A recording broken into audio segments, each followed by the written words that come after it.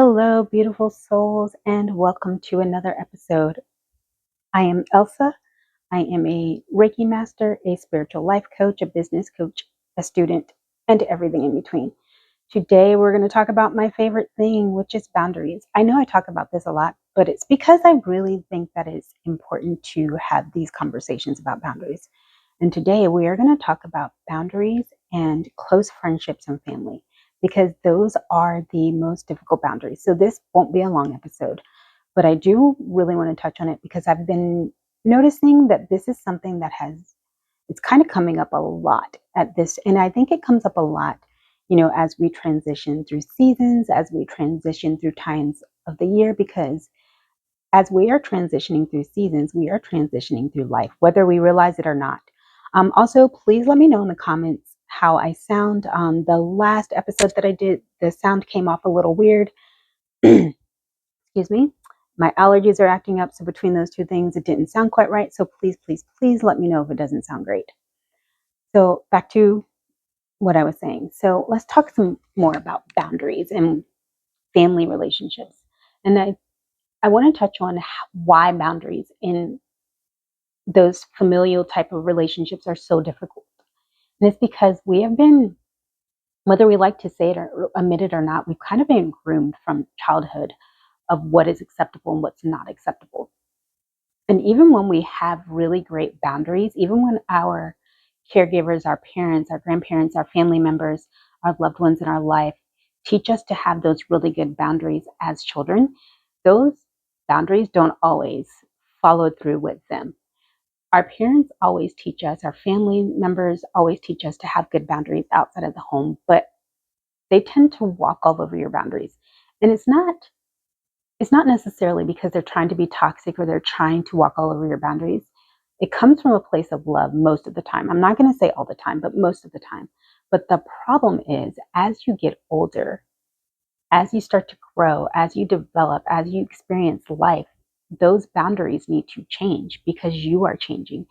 And as you become an adult and you start really stepping into becoming your own person and doing your own thing, it's really hard for them to understand those new boundaries. And sometimes it's hard for you too. And it's hard to really set those in place. And then sometimes it becomes this toxic cycle of allowing your family members and your loved ones to overstep your boundaries, or you even overstepping their boundaries and not understanding that this isn't healthy. And sometimes we can even see it in other people and see that they have an unhealthy relationship or unhealthy boundaries with their family members, but we don't see that same situation within ourselves. I don't know. It's such a touchy subject. And I know that it kind of makes people feel a certain way because a lot of times they feel like, and how often have you heard this, especially with families that are very into family bonds and traditions? They tend to use well, this is your family responsibility. You need to be responsible for your family. You have responsibilities. You have to do all of these things. But at the end of the day, who you need to be responsible to the most is yourself first. You have to be able to be responsible to yourself and really step into who you are. And the best way to do that is by first implementing boundaries. And I just want to apologize also if you hear noise. There's like a lot of construction going on, so I do apologize if any of that is picking up. I don't know if it is or not because the microphone is still kind of new. Okay, back to what I was saying. Sorry about that. So I think another big thing is like how we react and how people react, especially when they are used to overstepping your boundaries, when they're used to you just allowing the behavior to go on. It's really difficult. When you first implement those boundaries, people have no idea how the hell to react. And I know that it sounds bad, but it's true. When you first start putting boundaries, and not only putting those boundaries in place, but actually sticking to those boundaries, it is uncomfortable. It is uncomfortable for you. It is uncomfortable who you are putting the boundaries on. It is uncomfortable for everybody observing because this is new.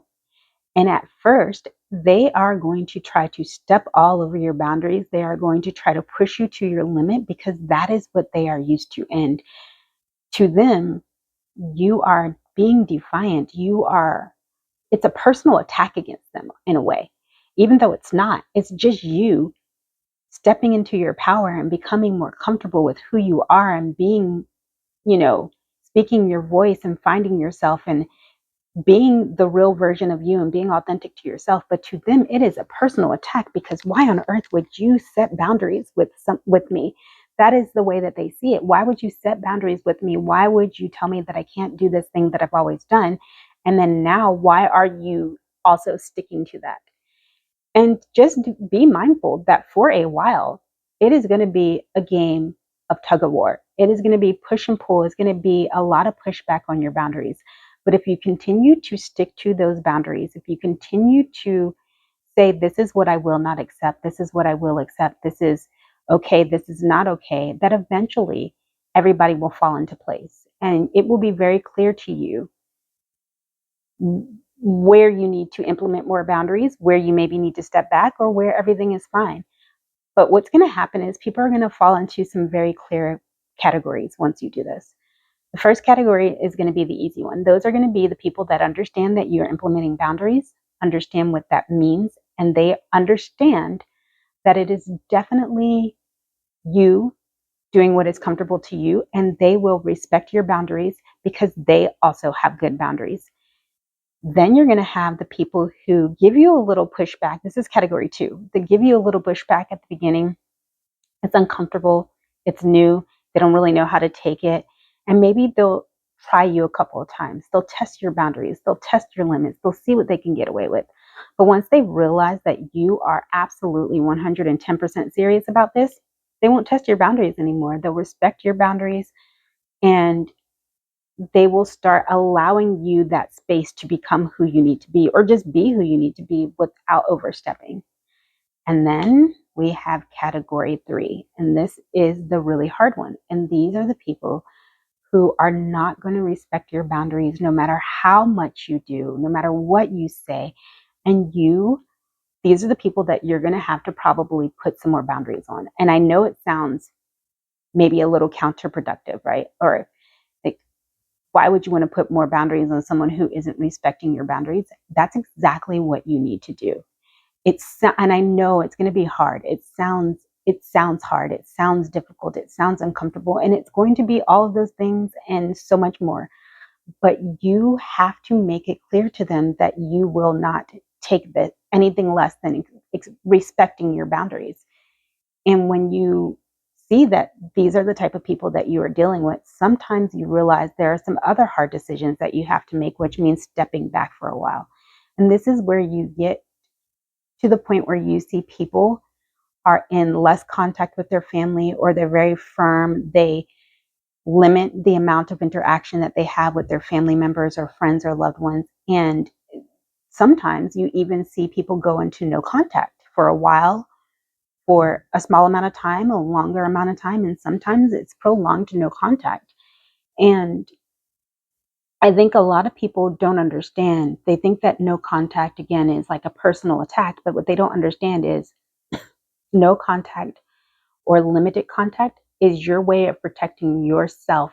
Because at the end of the day, you can't allow someone to continue to step all over your boundaries, continue to violate you, continue to cause you pain and hurt, or make you sacrifice yourself for their comfort. And if they are not able to see that, then you have to start taking steps to put yourself in a place where you are more comfortable and where things are okay for you.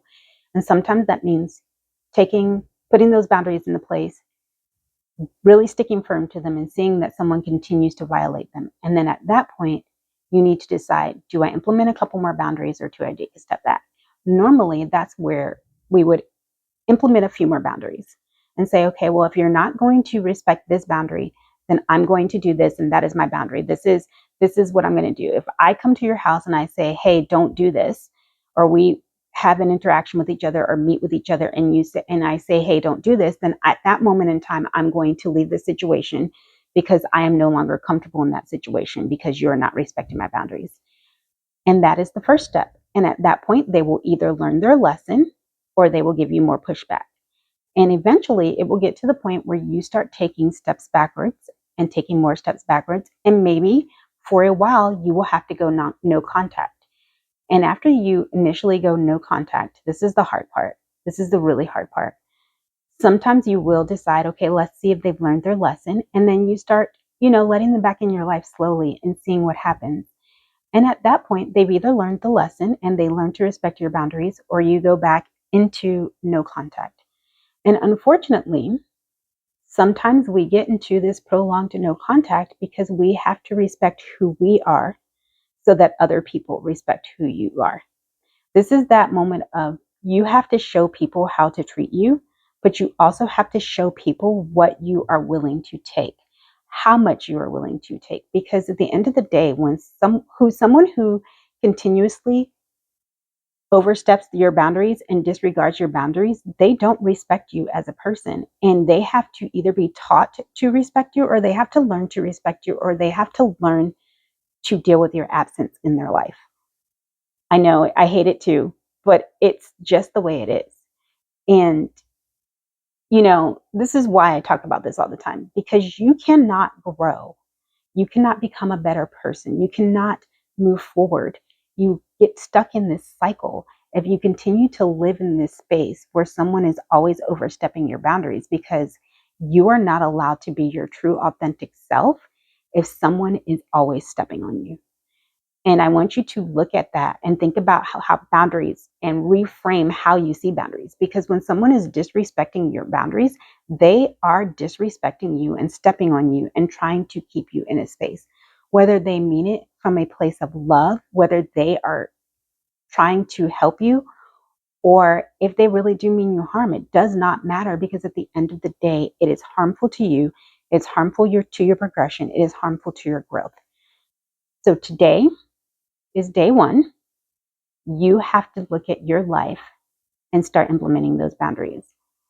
And I know it is hard, especially for people pleasers. I am a former people pleaser myself. I know it don't always seem like it, but I am a former people pleaser. I think that we all have experienced that people pleasing type of energy at one point in our life or another.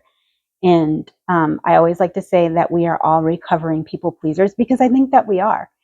Because again, it stems from childhood. You learn to people please to survive. You learn to people please just because it's your way of life. But eventually, you have to learn to not people please and to please yourself. So let today be your day one. If you are a people pleaser, if you don't implement boundaries, let today be your day one. Give yourself a 30-day challenge of you are going to set boundaries and stick to them. And after you reach day 30, give yourself another 30 days. And then keep doing that until it becomes normal that you set boundaries that make you comfortable and you stick to them. And then you do things that allow you to be your true, authentic self. Eventually, it will become a part of your life and it will be normal, and you won't feel like boundaries are so hard. It will just be a part of who you are. And the people in your life will accept it or they won't, but they will also understand that it is a part of who you are.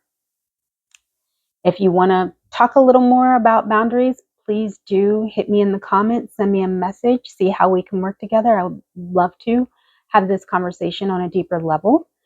Thank you for joining me for another episode. And remember, true wellness isn't just about the body, it's about nurturing your mind, body, heart, and spirit. So keep your energy high, your spirit right, and your soul nourished. Stay vibrant and stay well.